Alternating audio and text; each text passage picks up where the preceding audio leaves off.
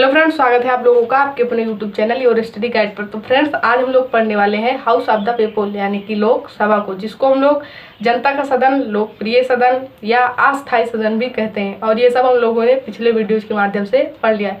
Friends, आज हम लोग लोकसभा का सेकंड पार्ट पढ़ने वाले हैं। अगर आप लोगों ने फर्स्ट पार्ट को नहीं पढ़ा है तो आप लोग उसे जरूर देख लेना। तो चलिए अब हम लोग स्टार्ट करते हैं। तो पिछले वीडियोज के माध्यम से हम लोगों ने लास्ट में देखा था कार्यकाल, लोकसभा का कार्यकाल कितने वर्ष होता है। तो हम लोगों ने पढ़ा था कि लोकसभा का कार्यकाल 5 ईयर्स होता है, लेकिन आपात के दौरान इसका कार्यकाल एक वर्ष कर बढ़ाया जा सकता है।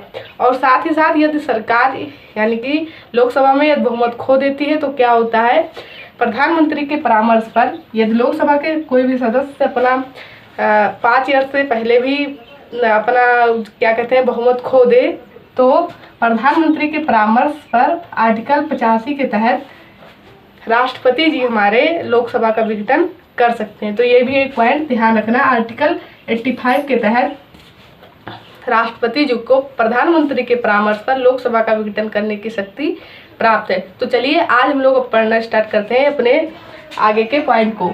तो हम लोग पहले बात करेंगे चेयरमैन, डिप्टी चेयरमैन यानी कि अध्यक्ष और उपाध्यक्ष।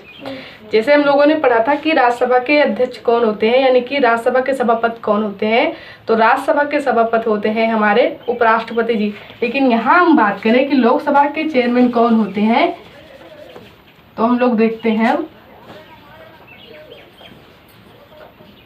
अध्यक्ष एवं उपाध्यक्ष। तो लोकसभा के अध्यक्ष बाहर से चुनकर नहीं आते, जिस प्रकार राज्यसभा में उपराष्ट्रपति बाहर से आते हैं, लेकिन लोकसभा में अध्यक्ष बाहर से चुनकर नहीं आते। अध्यक्ष और उपाध्यक्ष का चयन संसद के सदस्यों में से ही किया जाता है। जब संसद की पहली बैठक बुलाई जाती है तो पहली बैठक के दौरान ही अध्यक्ष एवं उपाध्यक्ष को चुन लिया जाता है। तो अध्यक्ष एवं उपाध्यक्ष कौन होते हैं, तो संसद के सदस्यों द्वारा ही इनका चयन होता है। यानी कि संसद के बात करें तो संसद के सदस्यों में से ये एक होते हैं। तो अध्यक्ष एवं उपाध्यक्ष किसके द्वारा चुने जाते हैं, तो संसद के सदस्यों द्वारा ही एक होते हैं, यानी इन्हें चुन लिया जाता है। अब बात करें कि अध्यक्ष एवं उपाध्यक्ष को अपना त्यागपत्र देना हो तो वो किसको देते हैं। क्वेश्चन पूछा जाएगा एग्जाम में, क्वेश्चन आप लोगों से पूछा जाएगा कि लोकसभा के अध्यक्ष को यदि अपना त्यागपत्र देना हो तो वो किसको देंगे। तो हमारे अध्यक्ष यानी लोकसभा के अध्यक्ष जी को यदि त्यागपत्र देना हो तो वो देते हैं किसको, उपाध्यक्ष को। और यदि उपाध्यक्ष को देना हो तो देते हैं किसको, तो अध्यक्ष को। तो त्यागपत्र से ये दो क्वेश्चन कि अध्यक्ष को देना हो तो उपाध्यक्ष को देते हैं और उपाध्यक्ष को देना हो तो अध्यक्ष को देते हैं। जिस प्रकार हम लोगों ने पढ़ा था कि प्रेसिडेंट देते हैं वाइस प्रेसिडेंट को और वाइस प्रेसिडेंट किसको देते हैं, तो प्रेसिडेंट को। तो सेम बातें अगर आप लोग रिलेट कर पढ़ेंगे तो आप लोगों को दोनों चीज़ें याद रहेंगी। राष्ट्रपति को देना होगा तो वो उपराष्ट्रपति को, उपराष्ट्रपति को देना हो तो राष्ट्रपति को। उसी प्रकार लोकसभा के अध्यक्ष को देना होगा तो उपाध्यक्ष को देंगे और उपाध्यक्ष को देना होगा तो वो अध्यक्ष को देंगे। अब हम लोग बढ़ते हैं आगे। अब हम लोग देखें कि अध्यक्ष, लोकसभा के अध्यक्ष के पास कौन कौन सी शक्तियां प्राप्त हैं, यानी कि उन्हें कुछ विशेष पावर दी गई है, कुछ विशेष शक्ति दी गई है जिससे क्वेश्चन पूछा जाता है। तो हम अब लोग वो देखते हैं। तो पहली शक्ति है धन विधेयक। धन विधेयक हम लोग जानते हैं आर्टिकल 110 के तहत उसकी व्यवस्था की गई है। तो किसी विधेयक को धन विधेयक बताना है, तो ये किसी विधेयक को धन विधेयक के रूप में पास करना है तो कौन करते हैं, तो लोकसभा के अध्यक्ष किसी विधेयक को धन विधेयक पारित करते हैं। धन विधेयक, कोई विधेयक धन विधेयक है, इसकी घोषणा कौन करते हैं, तो लोकसभा के अध्यक्ष। तो एक पॉइंट आप लोग ध्यान रखना है कि यानी कि किसी विधेयक को धन विधेयक घोषणा, किसी विधेयक को धन विधेयक बताना है, इसकी घोषणा कोई करता है तो वो कौन करता है, तो लोकसभा के अध्यक्ष। दूसरा पॉइंट क्या है, 108 के तहत संयुक्त अधिवेशन। एग्जाम में क्वेश्चन पूछा जाए कि संयुक्त अधिवेशन कौन बुलाता है, तो उसका तो आंसर होगा राष्ट्रपति।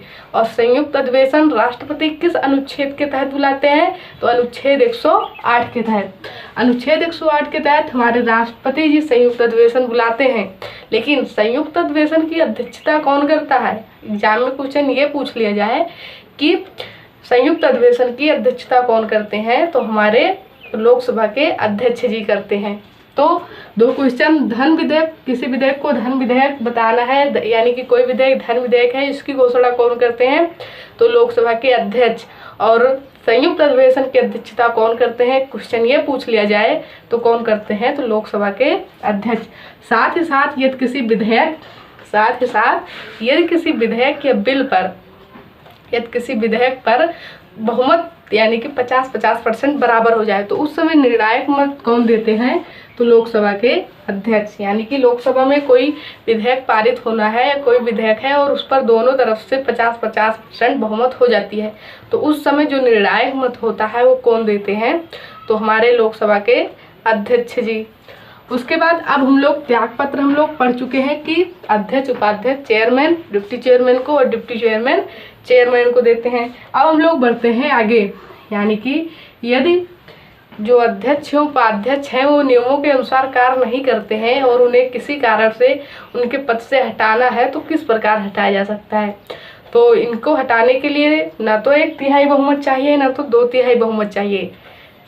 इनको हटाने के लिए लोकसभा के सभी सदस्यों की सहमति चाहिए, यानी कि लोकसभा में जितने भी सदस्य होंगे सभी सदस्यों की सहमति से ही लोकसभा के अध्यक्ष और उपाध्यक्ष को उनके पद से हटाया जा सकता है, अन्यथा नहीं हटाया जा सकता।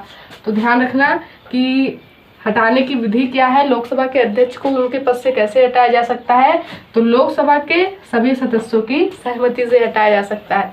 अब हम लोग देखते हैं कि लोकसभा में कुछ आरक्षण की व्यवस्था की गई है।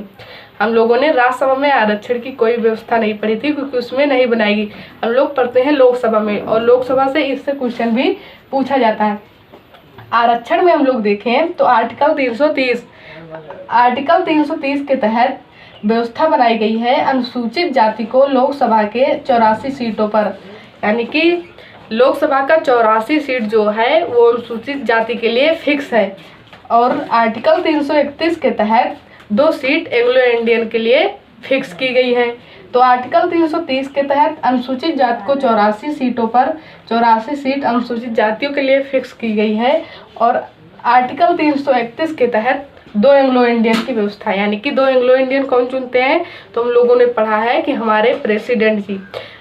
लोकसभा में 2 सदस्य राष्ट्रपति द्वारा मनोनीत कर आते हैं। अब हम लोग पढ़ते हैं आगे, अब हम लोग पढ़ते हैं क्या कि जो यानी कि स्पेशल प्रोविजन फॉर लोकसभा, यानी कि लोकसभा कुछ विशेष है राज्यसभा से जिससे क्वेश्चन पूछे जाते हैं। अब हम लोग वो देखते हैं। तो पहला हम लोग देखें कि लोकसभा जो विशेष है,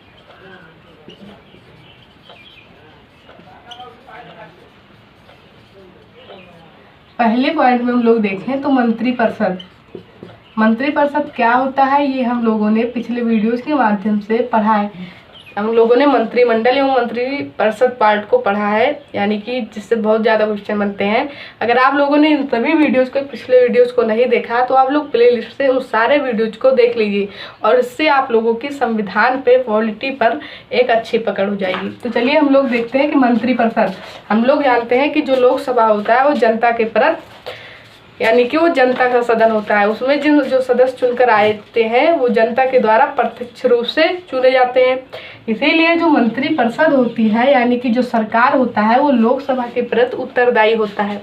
क्या, लोकसभा के प्रति उत्तरदायी। और एक प्रकार से हम लोग देखें तो इनडायरेक्ट रूप से वो जनता के प्रति उत्तरदायी होता है, क्योंकि लोकसभा के सदस्य जनता द्वारा प्रत्यक्ष रूप से चुने जाते हैं और लोकसभा के प्रति मंत्रिपरिषद उत्तरदायी होता है, अर्थात जनता के प्रति उत्तरदायी होता है। तो लोकसभा के प्रति उत्तरदायी होता है।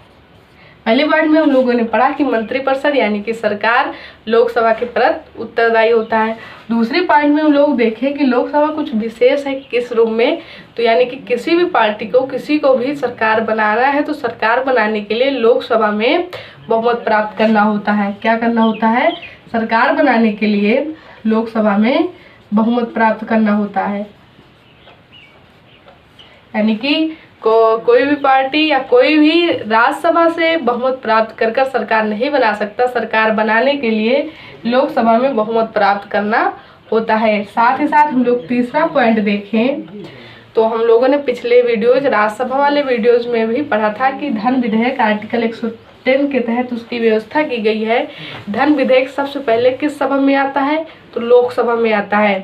तो धन विधेयक आर्टिकल 110 के तहत जो धन विधेयक होता है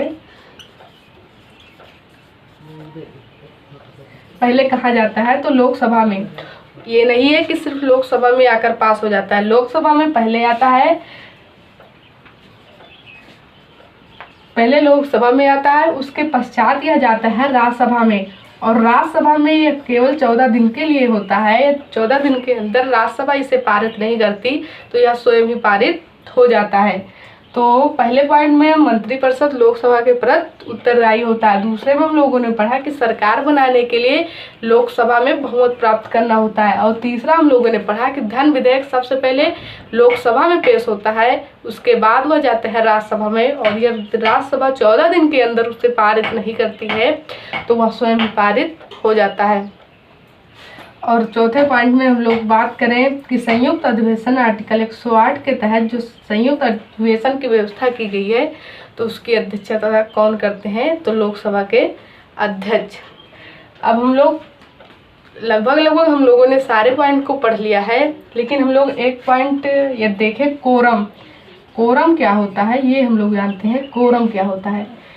तो कोरम को समझने के लिए हम लोग जैसे कोई भी सभा है, राज्यसभा हुई, लोकसभा, विधानसभा, कोई भी सभा हुई, यदि उसकी बैठक बुलाना है तो जितने भी सदस्य होते हैं उसके 1/, जब 10 सदस्य उसमें पूर्ण रूप से भाग ले लेंगे तभी वह बैठक पूर्ण मानी जाएगी। जैसे यदि हम लोग बात करें तो लोकसभा में कितने लोग होते हैं, कितने मेंबर होते हैं? तो 545। और 545 का 1/10 हम लोग बात करें तो 54.5।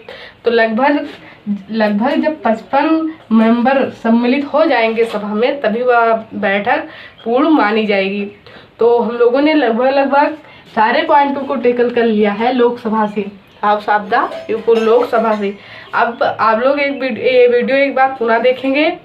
देखने के बाद आप लोग अच्छी तरह से रिवीजन कर ऑब्जेक्टिव बनाइए। 100% आप लोगों के ऑब्जेक्टिव बनेंगे। तो आई होप आप लोगों को वीडियो पसंद आया होगा। वीडियो पसंद आया तो प्लीज़ इसे लाइक करें, सब्सक्राइब करें और अपने फ्रेंड्स के साथ शेयर जरूर करें। Thank you for watching this video.